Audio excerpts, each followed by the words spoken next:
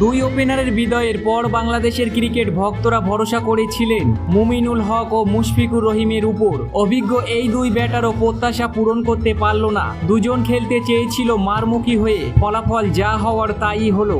দ্রুত বিদায় নিতে হলো তাদেরকে। মুমিনুল ও মুশফিকুর দুজনা ফিরেছেন 13 রান করে, আবার দুজনাই হয়েছেন রবিচন্দ্র অশ্বিনের শিকার। দলীয় 124 রানে অশ্বিন বোল্ড করেন মুমিনুলকে। দলীয় স্কোরবোর্ডে 22 রান যোগ হতে আউট হন মুশফিকুর। আগের বলে ছক্কা হাঁকানো এই ডানহাতি ব্যাটার পরের বলে মিড অনে লোকেশ রাহুলের হাতে ক্যাচ হন। 37 ওভার খেলা শেষে 4টি উইকেটে 158 রান করে বাংলাদেশ। নাজমুল হোসেন শান্ত 51 রানে অপরাজিত, আর 5 রান নিয়ে খেলেছেন সাকিব আল হাসান। জয়ের জন্য বাংলাদেশের প্রয়োজন আরও 357 রান। ভারতের 515 রানের বিশাল লক্ষ্য।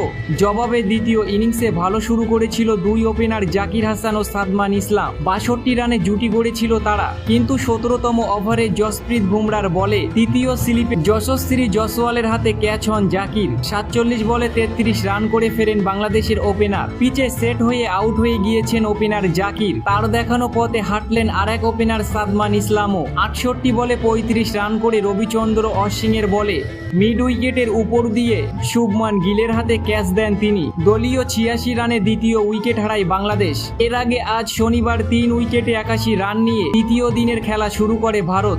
শুরুতে কিছুটা ধীর গতিতে রান তুললেও বেলা বাড়ার সঙ্গে সঙ্গে ভয়ঙ্কর হয়ে ওঠেন আগের দিনের অপরাজিত ব্যাটার শুভমান গিল ও ঋষভ পান্থ। মারকুটে ব্যাটিং নিয়ে কিছু ভুল শট খেলেছিল তারা, তাদের সেই ভুল ক্যাচ মিসের মাধ্যমে ক্ষমা করে বাংলাদেশ। তাসকিন আহমেদের করা 35তম ওভারে গিলের ক্যাচ ফেলে দেন তাইজুল ইসলাম। এরপর 49তম ওভারে সাকিব আল হাসানের বলে মিড উইকেট দিয়ে উড়িয়ে মারেন পান্থ। আকাশে ভাসতে থাকা বল তালুতে জমা করার জন্য শেষ পর্যন্ত সময় পেলেও ব্যর্থ হন শান্ত।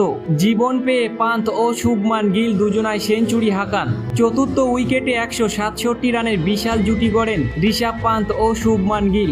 অবশেষে ভারতের এই জুটি ভাঙেন মেহেদী হাসান মিরাজ। তৃতীয় দিনে এটাই বাংলাদেশের বোলিং ইউনিটের একমাত্র প্রাপ্তি।